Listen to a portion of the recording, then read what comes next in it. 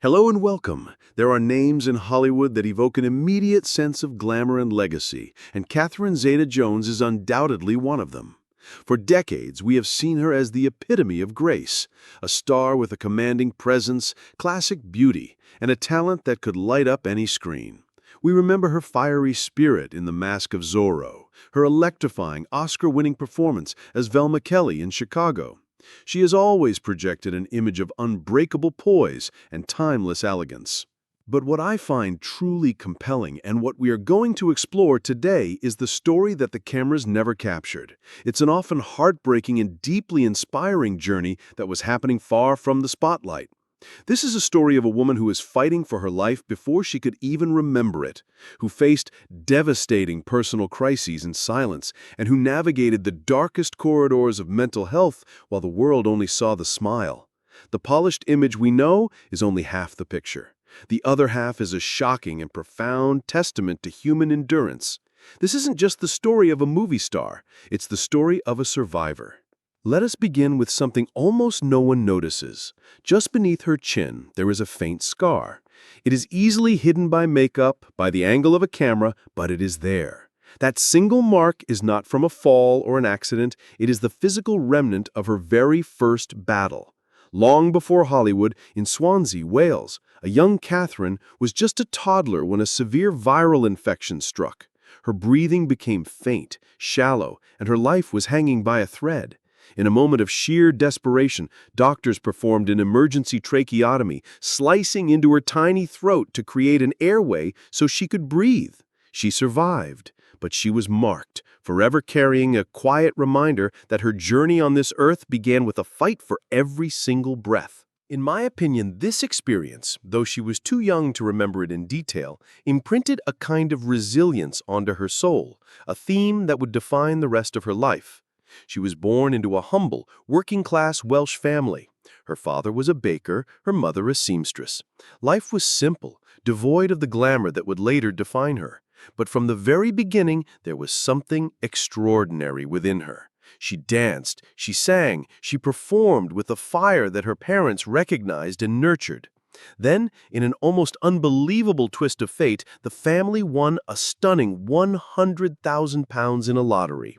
This was a fortune, but instead of indulging in fleeting luxuries, they made a decision that I believe reveals everything about their values. They invested it. They moved to a better home, secured their finances, and, most importantly, they invested in Catherine's gift. The lottery win wasn't just luck. It was the key that unlocked the door to dance classes, voice coaching, and the stage training that would shape her destiny. By the age of 11, she was playing Annie on stage. By 13, she was in the West End. But this early success came at a steep price. Her childhood was one of discipline and rehearsals, not playgrounds and idle afternoons. And at the astonishing age of just 15, she made a decision that would terrify most adults. Offered a leading role in a national tour, she chose to drop out of school. She wagered her entire future on her talent. There was, as she would later say, no plan B. It was an act of staggering bravery, or perhaps of a singular focus so intense that failure was simply not an option she was willing to consider. However, the world of cinema was far less forgiving than the stage. In 1990, she landed her first major film role, and what followed was not a triumphant debut, but a soul-crushing humiliation. The French film 101 Nights was an unmitigated disaster. It sold fewer than 740 tickets in France and was savaged by critics. For a young actress who had sacrificed everything, this wasn't just a flop, it was a devastating message. It seemed the world she had dreamed up was slamming its door in her face. Many would have retreated, defeated, but Catherine did something different. She went home. She returned to England, and with a humility that I find incredibly admirable, she started over. She took a role in the television series The Darling Buds of May, and it was there, on the small screen, that she became a beloved household name in the United Kingdom. She rebuilt her confidence, honed her craft, and proved that a catastrophic failure does not have to be the final act. Armed with new resolve, she tried for Hollywood again. But America was a different beast. To casting directors, she was just another pretty face from across the pond. She landed roles in films like The Phantom and Christopher Columbus, The Discovery, but they were minor and forgettable. The breakthrough she longed for seemed perpetually out of reach. In her own words, she started to wonder if perhaps the critics and the indifferent casting agents were right. Maybe she didn't have what it took. It is a heartbreaking image, a woman of immense talent and proven success, sitting in sterile audition rooms, feeling her dreams slowly slipping away. And then, in a moment that feels like it was written in a screenplay, one man saw what everyone else was missing: Steven Spielberg. He had seen her work, some say in a television miniseries about the Titanic, and was struck by her undeniable star quality. His recommendation was all it took. Suddenly, the doors that had been bolted shut flew open. This led her to the role that would change everything, Elena Montero, in 1998's The Mask of Zorro. But even this wasn't handed to her. She had to fight for it, competing against more established names. And she didn't just win the role, she poured every ounce of her being into it. She underwent grueling training in sword fighting, dancing, and horseback riding. She endured bruises, exhaustion, and pain, refusing a stunt doubler for her intricate fight scenes.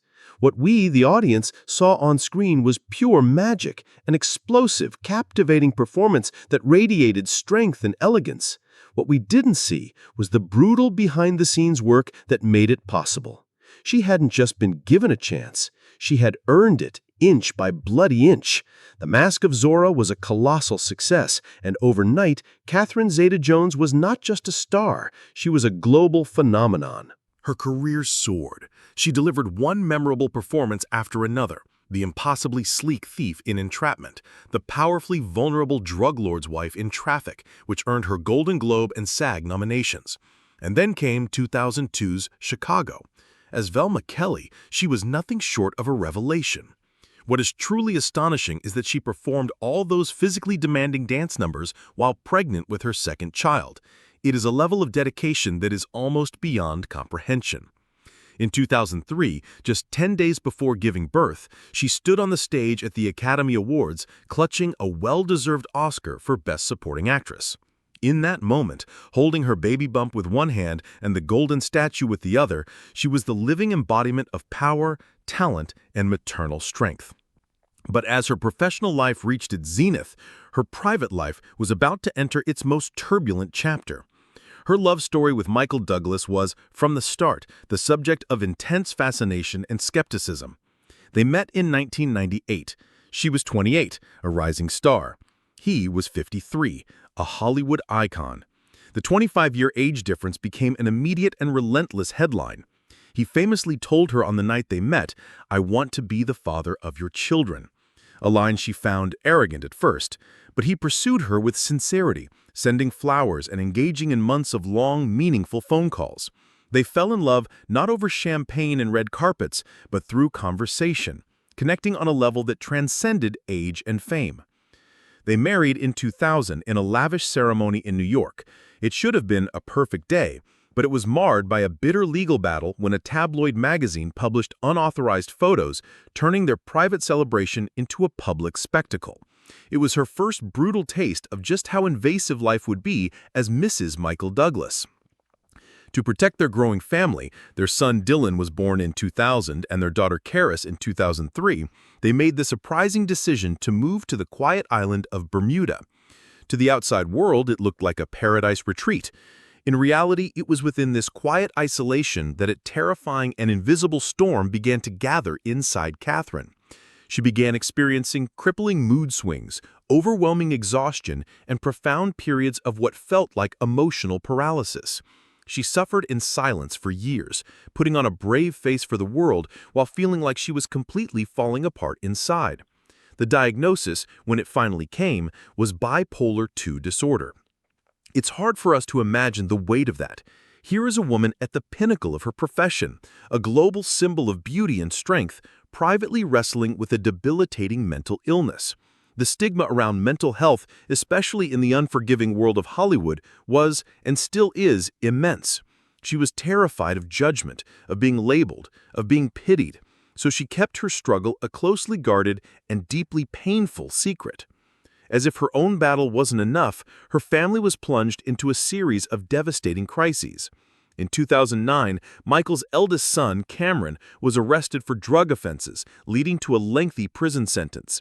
The story was mercilessly covered by the media, and Catherine had to not only console her heartbroken husband, but also shield her own young children from the brutal headlines.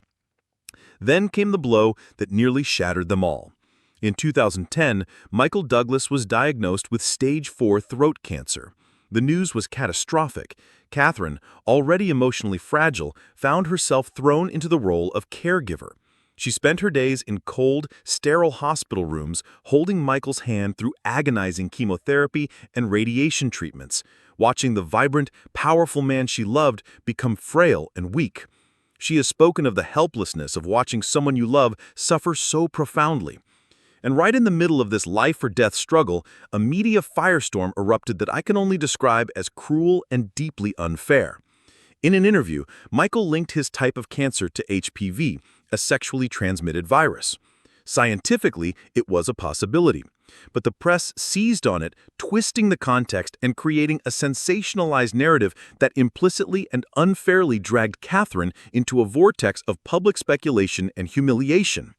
At a time when her family was fighting for survival, she was forced to endure snickering headlines and degrading insinuations about the most private aspects of her marriage.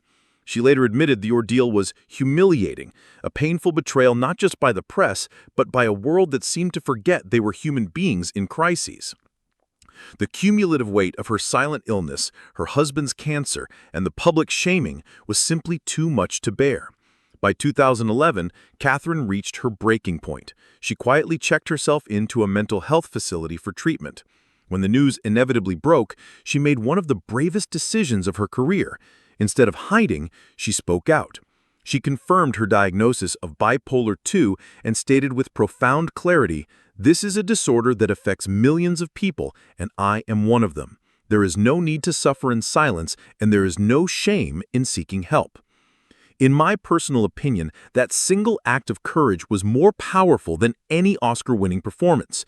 She gave a voice to millions suffering in shame, and she took a sledgehammer to the stigma surrounding mental illness in the entertainment industry. It was an act of incredible grace under unimaginable pressure. But the journey was far from over. The immense strain of the preceding years had taken a severe toll on their marriage. In 2013, the world was shocked when Catherine and Michael announced they were taking time apart. The tabloids went into a frenzy, speculating about the end of one of Hollywood's most famous unions. But this wasn't a story of scandal. It was a story of two people who were broken and utterly exhausted. As Catherine explained, they just needed space to breathe, to heal as individuals before they could see if they could heal as a couple. For nearly a year, they lived separately. Then, quietly, without any grand announcements, they found their way back to each other. Their reconciliation wasn't a Hollywood ending. It was a real-life choice. It was a testament to a love that was strong enough to endure the deepest of fractures. They had weathered illness, scandal, and personal demons, and they chose to continue standing together. Today, Catherine Zeta-Jones has entered what she calls her third act. She's no longer just an actress. She's an entrepreneur with her successful lifestyle brand, Casa Zeta-Jones, and she continues to take on interesting roles, like her captivating turn as Morticia Addams in the series Wednesday. She and Michael navigate their lives as empty nesters, with their children now grown and in college. They split their time between their homes in New York and a stunning villa in Spain, a sanctuary where she has found a sense of peace. Her battle with bipolar II disorder is ongoing. As anyone living with a chronic mental health condition knows, it doesn't just disappear. It is something she manages daily through wellness routines, meditation, and an unwavering commitment to her own well-being. But she no longer hides. She no longer carries the shame. What she carries now is the wisdom of a woman who has walked through fire and learned how to live with her scars, both the one visible just beneath her chin and the ones that no one can see. The story of Catherine Zeta-Jones is not about a charmed life. It's about a life that was challenged at every turn, yet met with a quiet and ferocious defiance. She teaches us that strength isn't the absence of fear or pain, but the courage to continue in spite of it. Her journey is a powerful reminder that behind every public smile, there may be a private battle being fought, and that seeking help is not a sign of weakness,